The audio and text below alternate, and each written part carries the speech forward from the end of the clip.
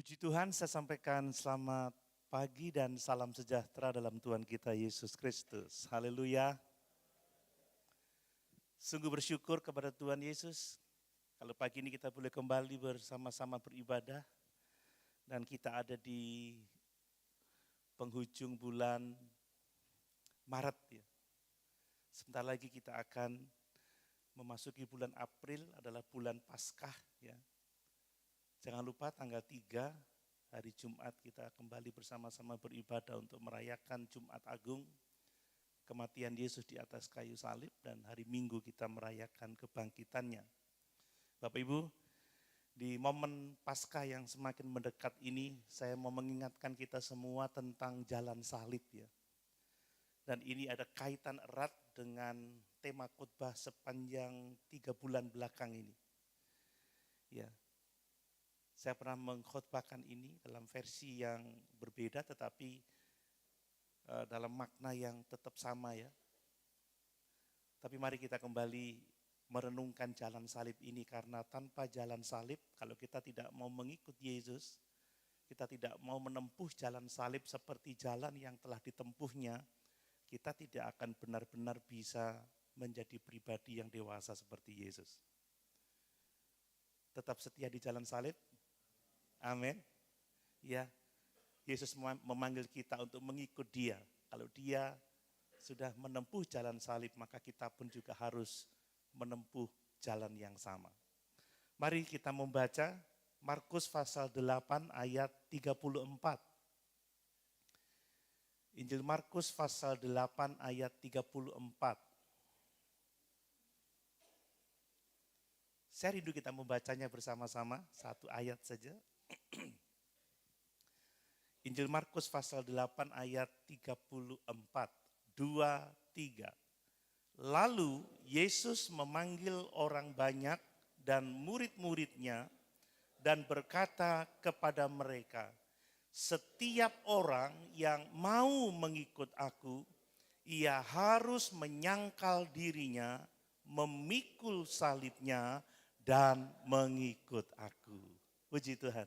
Silakan duduk. Sekali lagi saya mengulangi perkataan Tuhan Yesus. Ya, setiap orang yang mau mengikut aku, ia harus menyangkal dirinya, memikul salibnya, dan mengikut aku. Itulah jalan salib. Nah Bapak Ibu dikasih oleh Tuhan Yesus, sepanjang bulan Maret ini kita belajar tentang kehidupan rohani yang terus bertumbuh. Bapak Ibu, Allah memanggil kita ya, setelah kita percaya menerima Yesus sebagai Tuhan dan Juru Selamat secara pribadi, kita dipanggil untuk terus bertumbuh. Terus menjadi dewasa serupa dengan Kristus. Kita terus bertumbuh dengan cara berakar di dalam Kristus ya, berakar di dalam kasih-Nya. Dan kalau kita berakar di dalam Kristus, berakar di dalam kasih-Nya, kita akan menghasilkan buah, yaitu karakter seperti Kristus. Kita juga belajar bahwa hidup yang berakar itulah yang akan membuat kita bertumbuh, hidup berakar yang menuntun kita kepada pengudusan. Ya, hidup kita akan dimurnikan dengan berakar kepada Yesus, dan hidup yang berakar itu akan menolong kita untuk menghasilkan buah. Nah, pada pagi hari ini kita akan melihat jauh lebih dalam lagi. Kita akan menjawab pertanyaan tentang bagaimana kehidupan yang berakar itu, bagaimana kehidupan yang menghasilkan buah itu, bagaimana kehidupan yang dikuduskan dan diberkati itu dimulai. Atau dengan kata lain saya dapat katakan apa yang menjadi dasar dari kehidupan yang berakar di dalam Yesus. Apa yang menjadi dasar dari kehidupan yang berbuah, yang dikuduskan dan yang diberkati oleh Tuhan itu. Dan jawabannya tadi judul Bapak Ibu. Jawabannya adalah, dasarnya adalah jalan salib. Amin. Tidak ada jawaban yang lain. Jawabannya adalah jalan salib. Karena tanpa kita menempuh jalan salib, kita tidak mungkin berakar di dalam Kristus. Kita enggak mungkin berakar di dalam kasih-Nya. Karena tanpa jalan salib, tanpa pengorbanan, kita tidak mungkin menghasilkan buah dalam hidup ini. Tidak mungkin. Ya, karena kehidupan rohani yang sejati itu akan kita miliki kalau kita telah mati terhadap diri sendiri. Kalau kita telah bersama-sama dengan Yesus menyalibkan manusia daging kita. Itulah pentingnya jalan salib. Itu sebabnya Yesus berkata, jika seorang mau mengikut dia, perhatikan, setiap orang yang mau mengikut dia, ia harus melalui jalan salib. Yaitu menyangkal diri, memikul salib dan mengikut aku. Mari mengingat betapa pentingnya jalan salib ini, saya berdoa supaya kita semua mau menempuh dan sekarang sedang ada di jalan ini. Amin. Tanpa itu Bapak Ibu, tidak ada kehidupan yang berakar. Kita tidak akan berbuah. Tidak ada kehidupan rohani yang sejati. Dan kita tidak mungkin bisa memuliakan Yesus. Mari di akhir bulan ini, di awal bulan April, di momen Paskah kita mau memperkokoh ya komitmen kita. Tuhan, aku mau mengikut Engkau. Aku mau menyangkal diri, aku mau memikul salib dan mengikut Engkau. Baik, mari kita melihat beberapa hal yang sangat penting ya yang menjadi penekanan kita pagi ini. Yang pertama Bapak Ibu, melalui ayat ini atau perkataan Yesus ini kita belajar bahwa ternyata mengikut Kristus itu adalah sebuah panggilan, bukan satu kewajiban. Ini yang harus kita tanamkan di dalam hati kita. Mengikut Tuhan itu panggilan, bukan kewajiban. Ada banyak orang yang masih berpikir bahwa kita wajib mengikut Yesus. Tidak, ini panggilan Bapak Ibu. Kita membaca tadi, setiap orang yang mau mengikut aku. Jadi Tuhan memanggil kita untuk mengikut Dia. Bukan mewajibkan kita, kamu harus ikut aku, kamu harus ikut aku. Tidak, tetapi setiap orang yang mau mengikut aku. Artinya apa? Bahwa Tuhan Yesus tidak pernah memaksa kita untuk mengikuti Dia, Bapak Ibu. Enggak pernah memaksa. Yang mau, ayo, kan begitu ya. Yang enggak mau ya sudah. Mungkin lugasnya seperti itu. Ayo kalau mau ikut, kalau enggak mau ya sudah. Ini menunjukkan bahwa mengikut Kristus adalah panggilan kasih. Karena Yesus mengasihi kita, Dia mengatakan, marilah ikut aku. Sebab aku ini lemah lembut dan rendah hati. Marilah ikut aku sebab akulah Tuhan dan Juru Selamat yang sanggup menolong engkau. Marilah ikut aku, tidak ada jalan lain kepada Bapa kalau tidak melalui aku. Ini adalah panggilan kasih Bapak Ibu. Bukan paksaan berdasarkan hukum atau sesuatu yang lain. Dan disinilah kita melihat sesuatu yang sangat mendasar dalam Injil Yesus Kristus. Allah itu tidak membangun relasi dengan manusia melalui paksaan, tetapi melalui undangan. Haleluya Bapak Ibu. Dan inilah yang dinyatakan oleh firman Allah. Dalam terang seluruh Alkitab ini jelas Bapak Ibu. Inilah prinsip keselamatan oleh anugerah. Efesus pasal 2 ayat 8-9. Sebab karena kasih karunia kamu diselamatkan oleh iman, itu bukan hasil usahamu, bukan hasil pekerjaanmu. Maksudnya begini, keselamatan disediakan oleh Allah Bapa di dalam Yesus Kristus. Dan bagian manusia adalah merespon dengan iman yang lahir dari kerelaan hati. Bukan paksaan. Ini panggilan kasih. Tuhan memanggil, tanggung jawab kita adalah merespon dengan kerelaan hati. Ya seperti seorang menikah ya. Bukankah Yesus juga digambarkan sebagai mempelai pria dan kita adalah mempelai wanita? Dalam janji nikah selalu dikatakan pendeta pasti bertanya, apakah saudara mau menerima saudari ini sebagai istrimu yang sah dan satu-satunya? Kepada mempelai wanita, apakah engkau mau gitu ya? Karena menikah enggak boleh terpaksa saudara ya. Tetapi menikah harus dengan sukarela. Demikianlah Allah memanggil kita dengan sukarela. Kita diharapkan merespon Dia. Pagi ini apakah kita ke gereja karena kewajiban? Atau karena kita mau mengikut Yesus?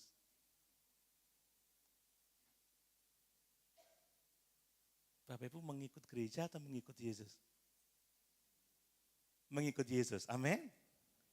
Kita ke gereja karena kita mengikut Yesus, saudara. Itu yang perlu kita pahami. Nah, namun demikian saya juga mau mengingatkan bahwa panggilan mengikut Yesus itu bukan panggilan yang ringan, bukan. Kalau ikut gereja, itu panggilannya ringan, saudara ya, saudara dilayani. Ada penerima tamu, saudara dilayani dengan musik yang luar biasa. Pemimpin pujian, gedung gereja yang sejuk, kan begitu ya. Tempat parkir disediakan. Kalau ngikut gereja seringkali enak, apalagi gereja yang dalam kategori mega church ya. Orang-orang yang mampu menyediakan gedung dan fasilitas yang hebat, senang. Tapi tidak dengan mengikuti Yesus. Amin. Amin. Makanya kita bergereja ini enggak ngikut gereja, saudara. Enggak ngikut pendeta Doni, enggak ngikut Oma Soriton, atau enggak ngikut siapapun juga. Kita di sini karena kita mengikuti Yesus. Itu yang harus kita pahami. Nah, namun demikian itu bukan panggilan yang ringan. Kata mau di sini berasal dari kata Yunani telo. Telo itu artinya menunjukkan kepada kehendak yang sadar dan keputusan yang disengaja. Mengikut Yesus bukan karena tradisi, ikut papa, ikut mama, atau ikut kakak, atau ikut saudara. Enggak, ini adalah kesadaran, keputusan yang disengaja. Aku mau ikut Yesus. Karena Yesus memanggil dengan kasih. Barang siapa mau mengikut aku. Karena Yesus memanggil dengan kasih. Ikutlah aku, kan begitu. Jadi mengikut Yesus itu bukan sekedar keputusan emosional sesaat. Bukan. Ini adalah komitmen yang lahir dari kesadaran. Bahwa Yesus adalah satu-satunya pengharapan dalam hidup ini. Harus lahir dari kesadaran bahwa Yesus adalah Tuhan yang menjadi manusia. Dia adalah pribadi Allah sepenuhnya dan manusia sepenuhnya. Dan tidak ada jalan lain sampai kepada Bapa kalau tidak melalui Yesus. Kesadaran itu yang harus dibangun. Bukan enak-enak gereja. Oleh konco akeh. Musiknya asik, penyembahannya hidup. Enggak, saudara. Fokus kita adalah Yesus. Amin. Kita kesini karena kita sadar kita manusia berdosa. Kita semua binasa tanpa juru selamat. Kita di sini karena kita mengenal Dialah juru selamat yang telah memikul dosa-dosa kita di kayu salib. Yang akan kita rayakan hari Jumat yang akan datang. Itu dari kata telo, kesadaran, keputusan yang disengaja.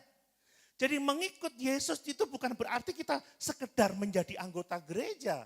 Hati-hati Bapak Ibu, banyak anggota gereja yang gak ngikut Yesus. Jangankan anggota gereja, maaf, banyak pendeta yang gak ikut Yesus.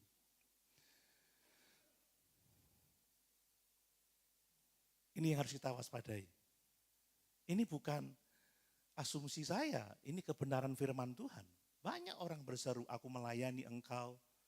Aku bernubuat demi namamu, aku berkhotbah ratusan ribuan kali. Tapi ternyata tidak dikenal oleh Yesus Kristus. Karena nggak mengikut Yesus, saudara. Mengikut gereja, mengikut organisasi. Dan mengikut Yesus bukan soal rutinitas dalam beribadah. Banyak orang beribadah nggak menyembah Yesus.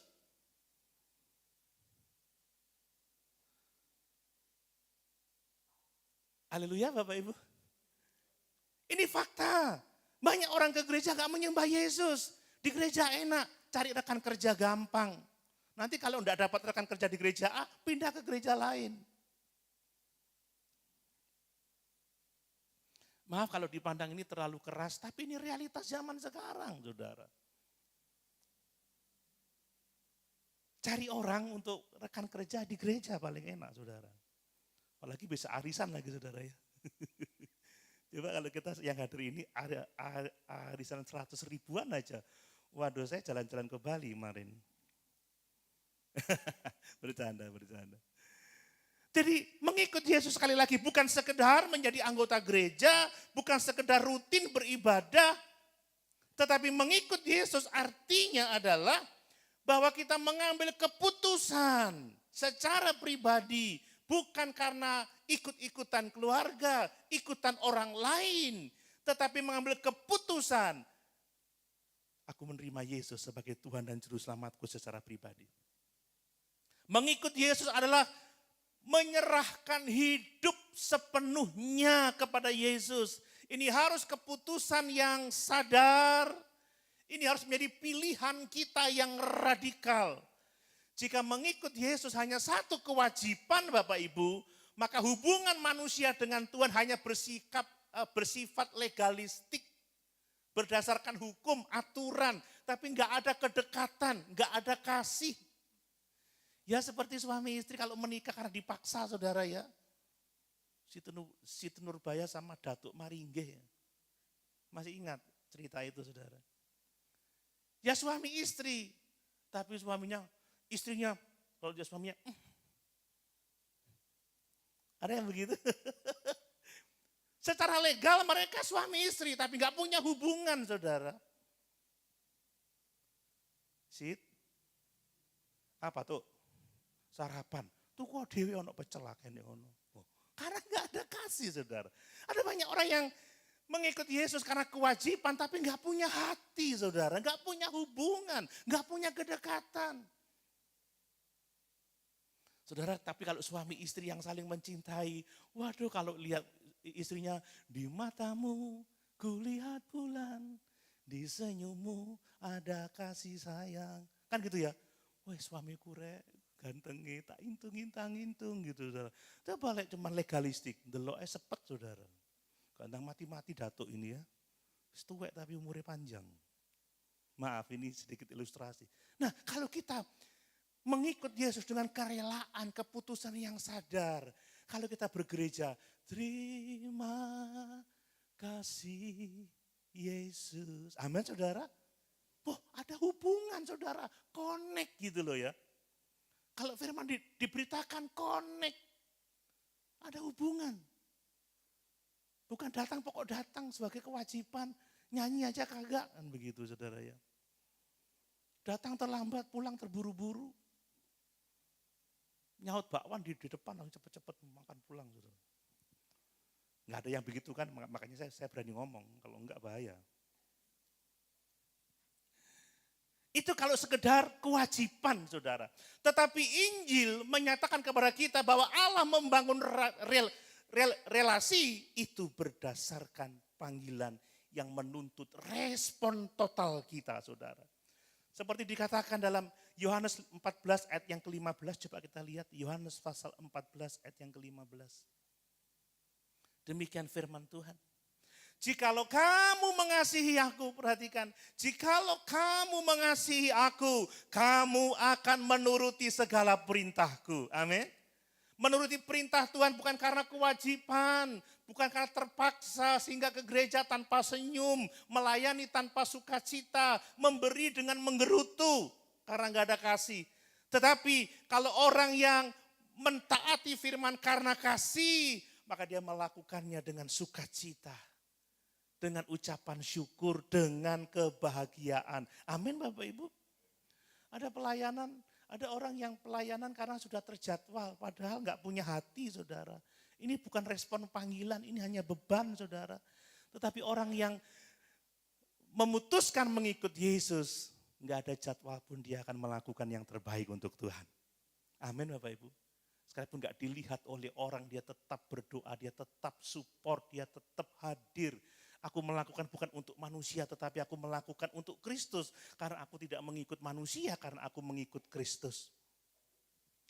Ya seorang anak yang menolong papa mamanya pagi-pagi kerja karena kasih, berbeda dengan yang karena takut saudara ya. Oh, lek gak bantu gak dikei uang jajan nih, wah itu kewajiban saudara. Tapi kalau sekalipun tidak disuruh, lihat mah lagi ngapain mah. Ini lagi motongin sayur ini. Ya mah aku ada waktu mah tak bantu ya, bantu apa nak ngabisin sayurnya mama. Oh enggak. Ya ikut bersihkan, ikut cuci piringnya. Karena kasih. Lihat kamar mandi kotor udah enggak perlu disuruh karena kasih. Udah bersih-bersih dia. Lihat mama pagi sudah bangun, sudah berdoa, nyiapin makanan, nyiapin kopi. Karena kasih sebelum berangkat sekolah, mah tak cuci nih piringnya mah. Kan gitu saudara ya. Amin. Amin. Kalau saudara mengasihi Tuhan, saudara tidak akan disuruh. Saudara akan mengambil bagian saudara untuk melayani di tempat ini. Amin. Amin. Aku gak dikongkon kok Mbak Om Doni, gak dikongkon kok sama Oma. Duh saudara, apa nunggu dikongkon? Kalau kita kerja di rumah nunggu dikongkon saudara, tukaran tiap hari. Nanti orang tua dianggap sudah keras. Orang mesti belajar mengerti tanggung jawabnya. Kasih itu mendorong kita untuk kreatif. Karena ada belas kasihan, ada usaha. Amin. Itu kebenaran. Mari Bapak Ibu. Panggilan mengikut Yesus itu terbuka untuk semua orang. Tetapi tidak semua orang merespon dengan benar.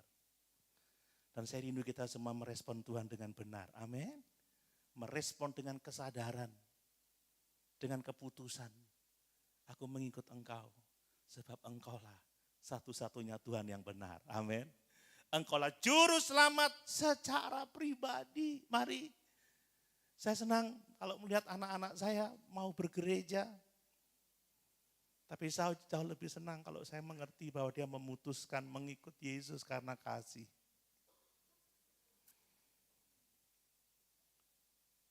Saya rindu. Ya, kemarin Nathan, Tan ayo pulang wis Tan, mau papa di sini wis. Kamu kan sudah libur. Sik Pak, aku sudah janji pelayanan. Dalam hati saya, jok sampai hanya ngikut gereja, enggak enak sama Pak Pendeta ya, kamu udah janji.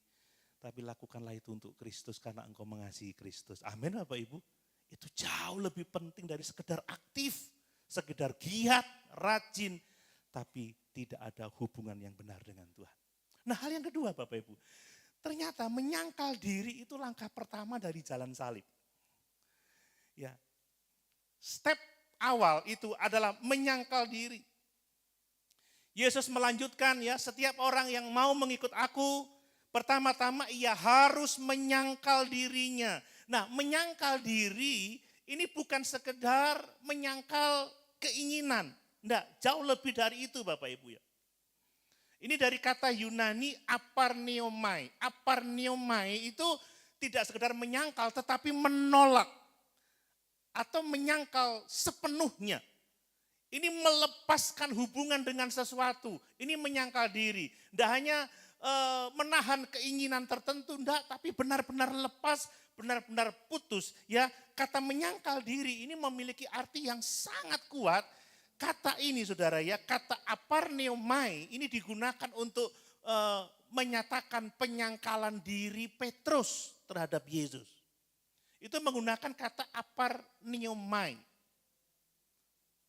Artinya saudara, orang yang menyangkal diri bukan sekedar mengurangi egonya, mengurangi keinginannya, enggak. Tetapi menolak menjadikan dirinya pusat kehidupan. Itu orang yang menyangkal diri. Artinya apa? Enggak egois lagi Bapak Ibu. Amin. Orang yang ikut Yesus itu pasti enggak egois. Dia pasti nuruti Yesus. Amin. Orang yang egois enggak bisa ikut orang lain saudara. Orang yang egois memaksakan pikirannya sendiri, memaksakan kehendaknya sendiri. Orang yang egois memaksakan kebenarannya sendiri. Kita enggak mungkin ngikut Yesus kalau kita tidak menolak menjadikan diri kita pusat kehidupan.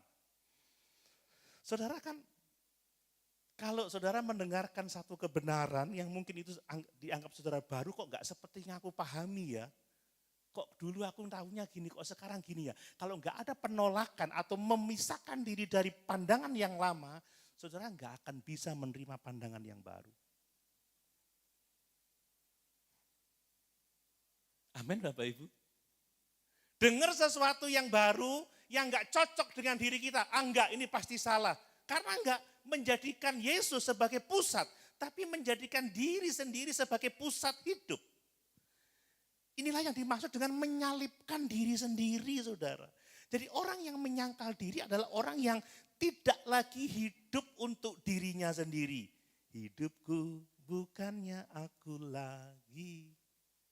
tetapi Kristus dalamku. Amin Bapak Ibu. Sepi banget ya, amin. Yang rame Denpasar mungkin ya. Haleluya Bapak Ibu. Wah memang ini berat ya. Tapi memang kalau kita nggak menyangkal diri, kita nggak akan pernah ada di jalan salib. Tidak lagi menjadikan keinginan pribadi sebagai standar kehidupan kerohanian kita. Tidak lagi menempatkan diri kita di atas Tuhan. Coba kita lihat Roma 6 ayat 6. Roma 6 ayat 6. Supaya kita ada perbandingan. Roma pasal 6 ayat 6. Ini bukan pikiran saya, ini pikiran firman Bapak Ibu. Roma 6 ayat 6. Karena kita tahu bahwa manusia lama kita telah turut disalibkan supaya tubuh kita hilang kuasanya, agar jangan kita menghambakan diri lagi kepada dosa. Jadi kita telah mati terhadap kedagingan. Kita mati terhadap diri sendiri. Menyangkal diri bukan sekedar tindakan etis Bapak Ibu. Ini adalah realitas rohani. Bahwa aku sudah mati terhadap manusia lamaku. Amin Bapak Ibu. Ini adalah kematian terhadap diri sendiri. Ini loh mengikut Yesus Bapak Ibu.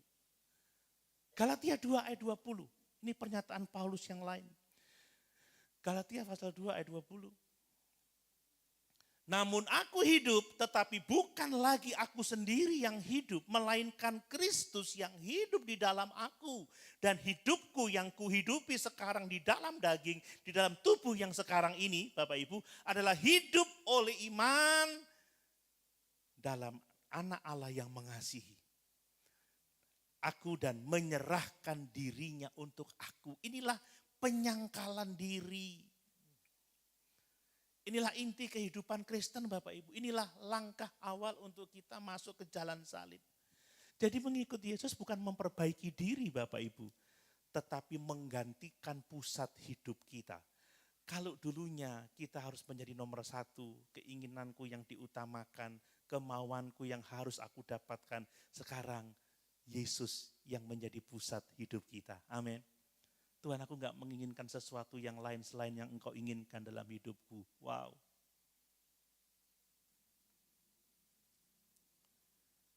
Tuhan, aku gak mau yang lain selain Engkau. Kita tidak menjadi Tuhan atas Yesus, tetapi kita benar-benar menjadikan Yesus Tuhan atas kehidupan kita.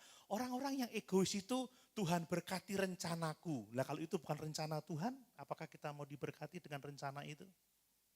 Tuhan berkati keinginanku, berkati kehendakku. Tuhan harus menyesuaikan dengan hidup kita. Itu orang yang egois. Padahal justru kita yang harus menyangkal diri. Justru kita yang harus tunduk dan berserah kepada kehendak Yesus. Seperti kata Tuhan Yesus kepada Petrus. Dia diajar oleh Tuhan Yesus. Dulu masih muda, aku mengikuti keinginanku sendiri. Aku mengikuti pikiranku sendiri. Tapi sekarang, aku menyerahkan diriku kepada Dia dan aku mengikut Dia kemanapun aku pergi. Itu jalan salib. Makanya firman menjadi sangat-sangat vital. Firman menjadi sangat-sangat penting. Karena tanpa menyangkal diri, tanpa mematikan kedagingan, tanpa menjadikan Yesus sebagai pusat dalam hidup kita, kita tidak sungguh-sungguh mengikut Yesus. Kita mungkin jadi anggota gereja yang baik, ya. Kita mungkin aktif, kita bersemangat, kelihatan religius. Tapi kita masih bertuhankan diri sendiri. Kalau kita nggak dituruti sama Tuhan, kita marah. Katanya Tuhan baik. Kalau kita nggak dipuaskan kedagingan kita, kita marah. Kita kecewa. Saudara, itulah makna penyangkalan diri. Seringkali dalam hidup ini saudara, contoh dalam pengambilan keputusan ya. Kita tahu nih keputusan kita tidak sesuai dengan firman. Ya kan? Masa pemberkatan nikah tidak di gereja tapi di KUA. Tapi ya opo om, wis cinta. Udah gak bisa dipisahkan. Udah lengket kayak perangko, kalau dipaksa juga sobek. Ini bukan menyangkal diri Bapak Ibu. Ini namanya memaksakan keinginan. Amin. Kan kudunya pakai jas yang keren kayak saya ini, atau pakai ini baju kolar, malah pakai pakai sesuatu yang lain, saudara. Haleluya. Wis ngerti nggak oleh loh saudara. Iki beda sama firman. Lalu dirohanikan, aku dengar firman tadi malam waktu berdoa. Ya anakku enggak apa-apa untuk kali ini. Kamu tak ampuni. Akhirnya kacau teologinya saudara, kacau pemahamannya.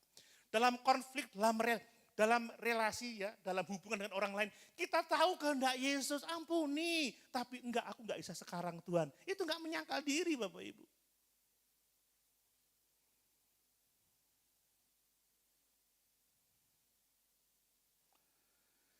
Saya kemarin sedikit emosi.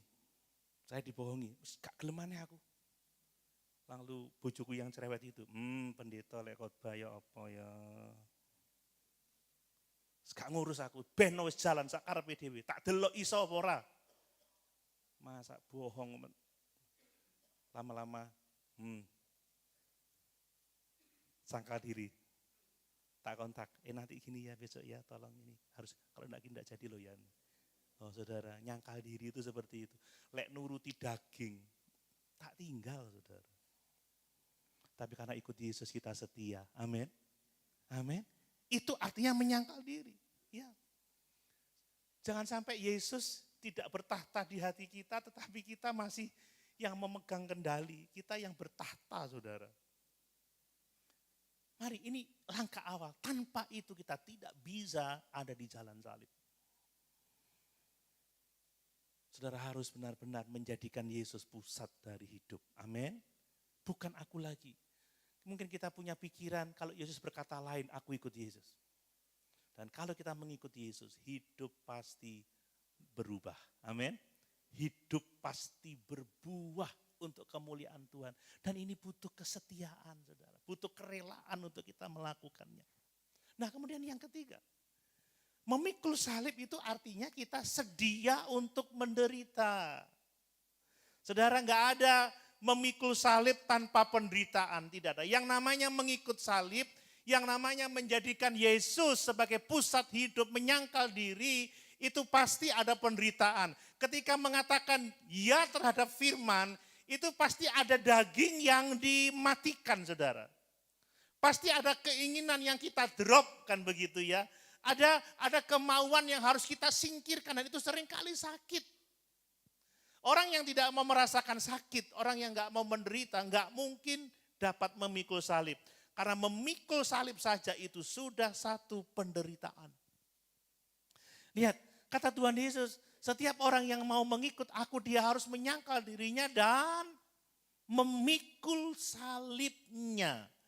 Bagi orang zaman sekarang, salib itu simbol.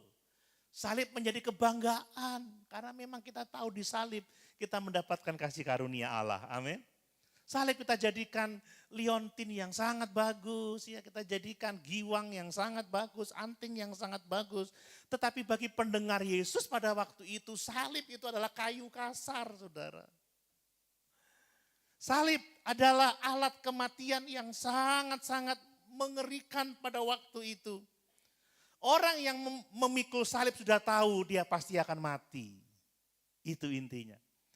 Orang yang memikul salib pasti akan menuju ke Gunung Golgota itu untuk mati. Atau di tempat yang lain lah, ada banyak tempat pada waktu itu. Orang yang memikul salib gak akan kembali dengan hidup yang sama. Hidupnya pasti berubah. Gitu. Jadi ketika Yesus mengatakan ia harus memikul salibnya, dia sedang mengatakan sesuatu yang sangat besar. Dia sedang mengatakan sesuatu yang sangat radikal. Mengikut Yesus itu berarti siap mati terhadap diri sendiri dan siap menanggung resiko iman, saudara. Bapak Ibu, mengikut Yesus itu selalu ada resikonya. Amin. Ya, kalau ikut gereja bisa dapat voucher saudara. Makan di sana diskon 20%. Tapi ikut Yesus saudara ada resiko iman. Ya, ada resiko iman. Tapi kita tahu pengharapan hidup yang kekal itu ada. Amin. Jadi mengikut aku artinya, mengikut Yesus artinya siap mati terhadap diri sendiri. Mati terhadap daging dan siap membayar konsekuensi iman. Bapak Ibu, salib itu bukan sekedar penderitaan yang umumnya dialami oleh manusia. Tidak, ini penderitaan yang dialami akibat kita mentaati Yesus. Beda loh ya, penderitaan umum dengan penderitaan yang kita alami karena kita mengikut Yesus. Ya contohnya aja Bapak Ibu ya, kalau kita menderita karena dosa sendiri itu konsekuensi, itu bukan salib kan begitu ya. Contohnya ini salibku wis, bojoku ini lah ya kawinnya nggak di gereja saudara, di tempat lain. Itu bukan karena salib, itu karena kesalahan sendiri, kan gitu. Tapi kalau saudara menolak Arjuna, akhirnya saudara cukup lama tidak dapat pasangan, aku menderita karena percaya Yesus, itu baru menderita karena salib. Amin. Tapi kalau habis menikah lalu babak belur, sang Arjuna mengambil kerisnya dan melukai dia, salahmu dewe, Arjunanya nggak percaya Yesus. Amin. Amin. Keputusan salah yang kita ambil karena tidak taat kepada Yesus itu resiko sendiri. Tapi mengambil keputusan karena kita cinta Yesus, kita menderita, nah itu yang namanya salib Bapak Ibu, enggak sembarang salib. Salib itu adalah buah dari ketaatan. 2 Timotius 3 ayat 12 coba kita lihat. 2 Timotius pasal 3 ayat 12. Demikian firman Tuhan. Memang setiap orang yang mau hidup beribadah di dalam Kristus Yesus akan menderita aniaya. Saudara masih mau tetap ikut Yesus? Kok kayak suara tawon? Saya baca lagi. Memang setiap orang yang mau hidup beribadah di dalam Kristus Yesus akan menderita aniaya. Mau tetap ikut Yesus? Nah itu anak Tuhan. Tapi pemain musiknya diam 1000 bahasa. Saya mau ulang lagi berarti. Memang setiap orang yang mau hidup beribadah di dalam Kristus Yesus akan menderita aniaya. Bapak Ibu saudara mau mengikut Yesus? Nah begitu dong.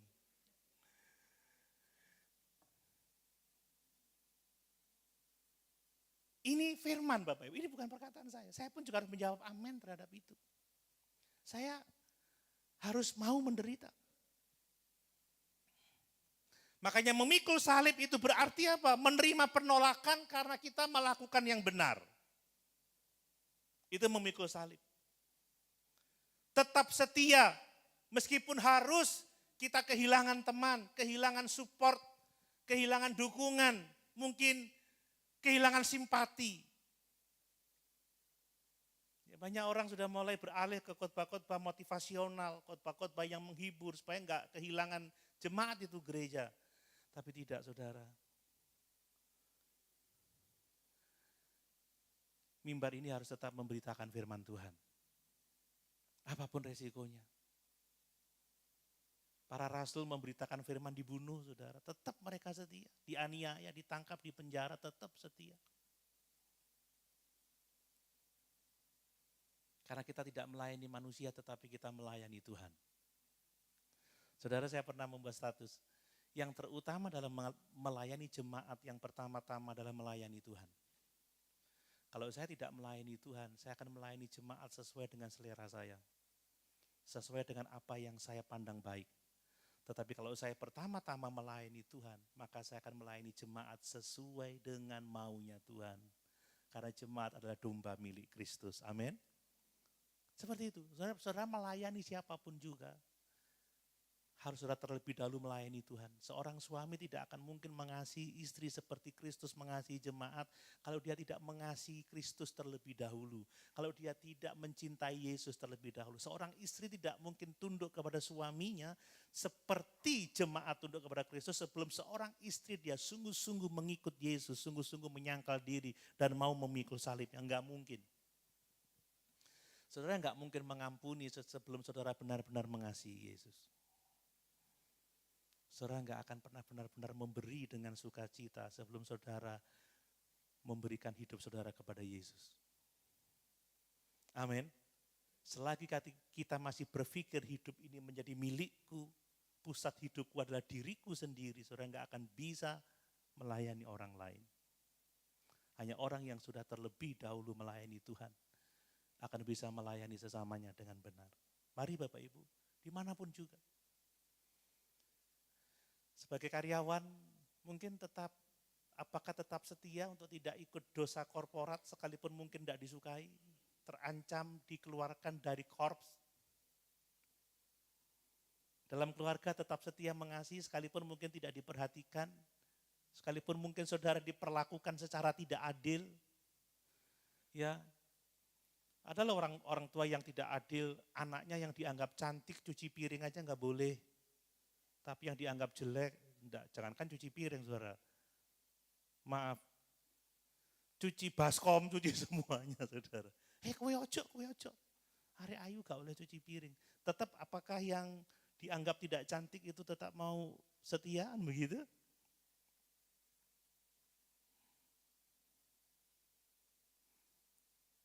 Itu memikul salib. Sedia menderita karena kita hidup dalam kebenaran. Sedia menyangkal diri untuk kemuliaan Tuhan. Amin Bapak Ibu.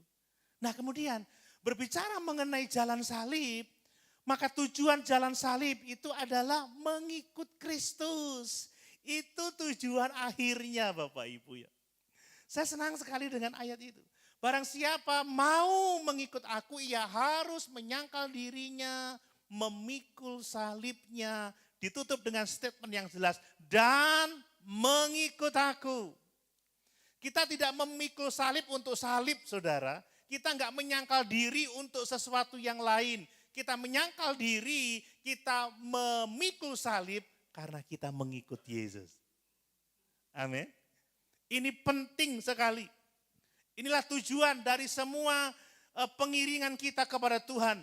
Kita bukan sekedar menyangkal diri, kita bukan sekedar mengikut salib, tetapi kita mengikut Yesus. Kita mau bersekutu dengan Yesus, kita mau mengakar di dalam Yesus, kita mau dibangun di atas dasar Kristus, kan begitu. Seringkali orang hanya berhenti pada menyangkal diri dan memikul salib, tetapi tidak berakhir dalam mengikut Yesus. Mereka bicara tentang pengorbanan, berbicara tentang penderitaan, berbicara tentang disiplin rohani, tetapi lupa bahwa tujuan yang utama adalah Yesus. Persekutuan dengan Yesus. Jangan sampai kita aktif saudara, tapi kita enggak dekat dengan Yesus. Amin. Adakah saudara masih terus merasakan hadirat Tuhan? Saudara menikmati kehadirannya pada pagi hari ini?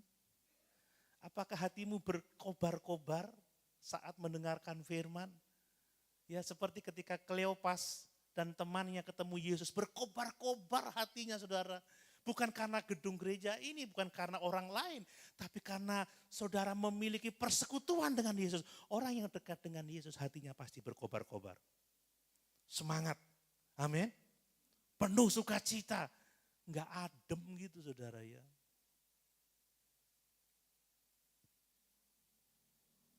Saya beberapa kali melihat video tentang anak yang orang tuanya militer saudara ya. Kemudian ada yang mamanya atau papanya sengaja datang membuat kejutan saudara. Dia lagi main anaknya itu atau lagi belajar. Tiba-tiba dedinya atau maminya ada di belakangnya. Tahu-tahu dia lihat, Dedi, mami, yes. Peluk saudara, ngamplok. Daddy, I love you. Mommy, I love you. Bukan gini. Daddy, nggak ada saudara gitu. Mami. Saudara dekat dengan Yesus. Pasti saudara akan penuh dengan sukacita dan damai sejahtera. Amin. Ada semangat Yesus.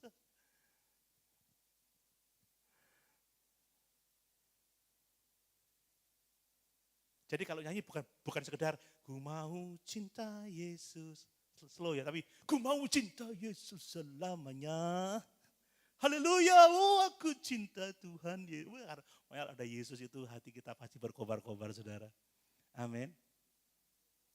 Tapi kok tak lihat kok mana kobarannya ini. Haleluya.